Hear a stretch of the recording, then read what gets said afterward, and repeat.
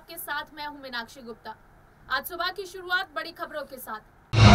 बिहार चुनाव में राजद के गठबंधन के सवाल पर बोली भाकपा, हम हारे तो नहीं बचेगा लोकतंत्र। सीपीआई के महासचिव दीपांकर भट्टाचार्य ने कहा, बीजेपी को हराने के लिए राज्य में पूर्व मुख्यमंत्री लालू प्रसाद यादव की राजद से गठबंधन समय की मांग।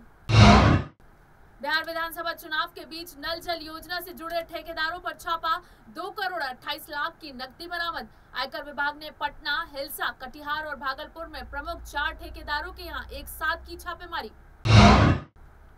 दिल्ली में त्योहार पर राहत, डीटीसी बसों में 20 यात्रियों की सीमा खत्म। नए आदेश के बाद अब डीटीसी और क्लस्टर बसों में जितनी सीट उतने यात्री कर सकेंगे सफर। स्वास्थ्य मंत्री सत्येंद्र जैन ने बसों में 20 लोगों की सीमा खत्म किए जाने की पुष्टि। ट्रेनी अफसरों को पीएम मोदी का मंत्र, रूल और रोल का संतुलन जरूरी, दिमाग में बाबू ना आने दे।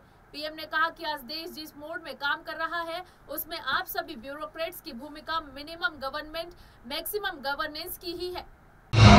उत्तर प्रदेश की सरकार की भू माफियाओं पर कार्रवाई जारी, अतीक अहमद के 11 बैंक खाते सीज, अब गुर्गों के अकाउंट पर नजर। आईपीएस और पीपीएस अफसरों के सिलेबस में शामिल होगा हिस्ट्री शीटर विकास दुबे का केस। आईपीएस और पीपीएस अधिकारियों की ट्रेनिंग और पाठ्यक्रम को बेहतर बनाने के लिए गठित की गई कमेटी ने दिया सुझाव। गुर्जर आंदोलन को लेकर एक्शन में राजस्थान की गहलोत सरकार, 8 जिलों में 3 महीने तक लगा रासुका, मैसला गुट पर कसा शिकंजा। गुर्जर समाज के कर्नल किरोड़ी बैसला के बयान, अब बातचीत नहीं होगी वाले बयान के बाद लिया गया फैसला। तुर्की और ग्रीस में भूकंप के जोरदार झटके, 22 लोगों की मौत और 700 से ज्यादा लोग घायल। रिक्टर स्केल पर 7 मापी गई भूकंप की तीव्रता। सर्च ऑपरेशन और रेस्क्यू ऑपरेशन अब भी जारी। आज रंगीन रविवार में खेला जाएगा डबल हेडर मुकाबला। चेन्नई सुपर किंग्स और किंग्स 11 पंजाब के बीच होगा पहला मुकाबला।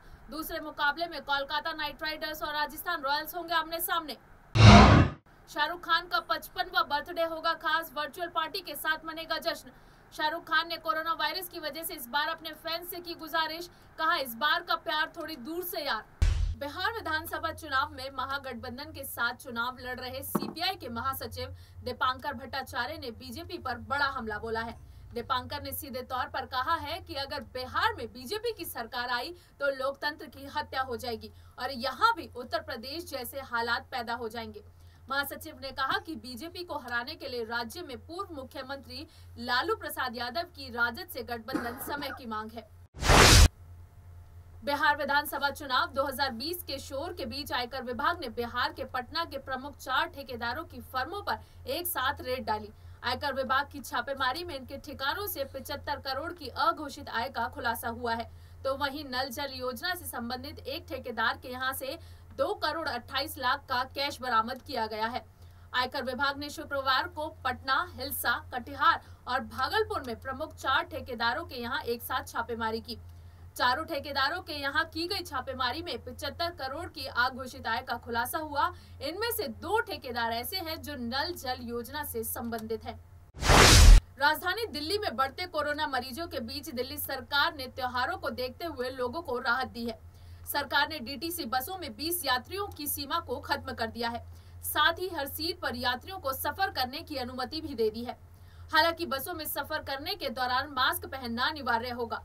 बता दें कि कोरोना काल के दौरान दिल्ली सरकार ने डीटीसी बसों में यात्रियों की संख्या को सीमित कर दिया था और सिर्फ 20 लोगों को ही एक डीटीसी बस में सफर करने की अनुमति दी गई थी, जिसे अब समाप्त कर दिया गया है। नए आदेश के बाद अब डीटीसी और क्लस्टर बसों में जितनी यात्री होंगे उतनी ही सीटों पर यात्रा कर सकेंगे। दिल्ली के स्वास्थ्य मंत्री सत्येंद्र जैन ने बसों में 20 लोगों की सीमा खत्म किए जाने की पुष्टि की है। 2 दिवसीय गुजरात दौरे पर प्रधानमंत्री नरेंद्र मोदी ने प्रोबेशनरी आईएएस अफसरों को संबोधित किया। पीएम ने कहा, आज देश जिस मोड में काम कर रहा है उसमें आप सभी ब्यूरोक्रेट्स की भूमिका मिनिमम गवर्नमेंट मैक्सिमम गवर्नेंस की ही है। आपको ये सुनिश्चित करना है कि नागरिकों के जीवन में आपका दखल कैसे कम हो, सामान्य मानवीय का सशक्तिकरण कैसे हो। पीएम ने कहा कि रूल और रोल का संतुलन होना जरूरी है और दिमाग में बाबू कभी मत आने दीजिए। सरकार शीर्ष से नहीं चलती है, नीतियां जिस जनता के लिए हैं, उनका समावेश बहुत जरूरी है। उत्तर प्रदेश की सरकार भू माफियाओं पर कार्रवाई जारी है। माफिया डॉन अतीक अहमद के 11 बैंक खाते पुलिस ने सीज कर दिए हैं। अब उसके सहयोगी और गुर्गों के बैंक खातों पर पुलिस की नजर है। जांच कर रही पुलिस टीम ने अतीक अहमद के साथ काम करने वाले कई सक्रिय सदस्यों के बैंक खातों की जानकारी जुटाई है। पता किया गया है कि आखिरकार इन बैंकों में आने वाला पैसे का स्रोत क्या है।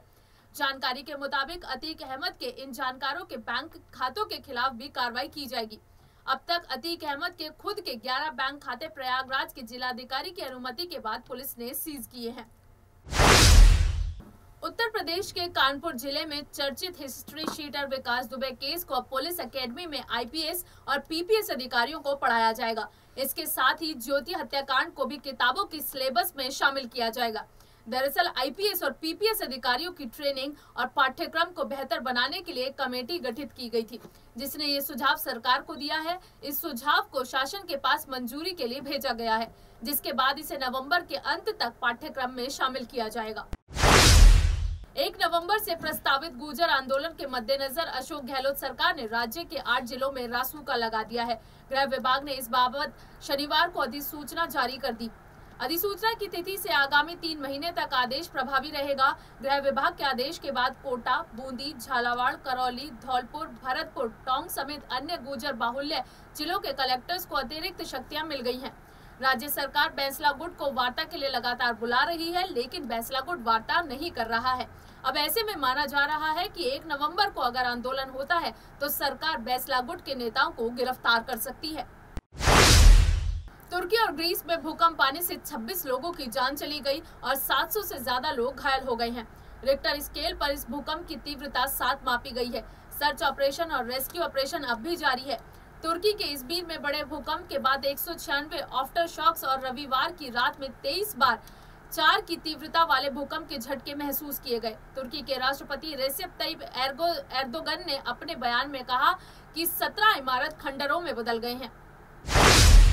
आज आईपीएल के 13वें सीजन में डबल हेडर मुकाबले होंगे। पहला मुकाबला चेन्नई सुपर किंग्स और किंग्स 11 पंजाब के बीच होगा, जबकि दूसरा मुकाबला कोलकाता नाइट राइडर्स और राजस्थान रॉयल्स के बीच खेला जाएगा। पहला मुकाबला अबू धाबी के शेख जायद स्टेडियम में 3:30 बजे खेला जाएगा। दूसरा मुकाबला दुबई इंटरनेशनल क्रिकेट स्टेडियम में शाम 7 बजे से होगा।